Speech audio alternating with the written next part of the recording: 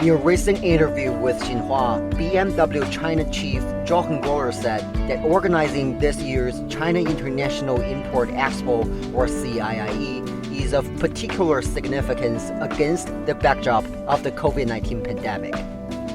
Goller noted that China was the first country to successfully fight the pandemic among major global economies, and thanks to that, their business in China is also recovering quickly. In the first 9 months of this year, sales of the Bavarian company in China were 6.4% more than the same period of 2019.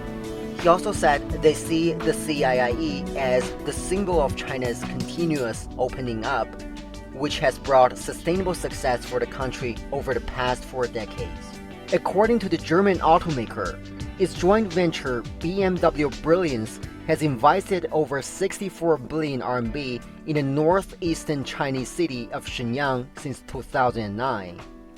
Goller said they are confident in the long-term prospect of the Chinese market and will continue to invest in the country.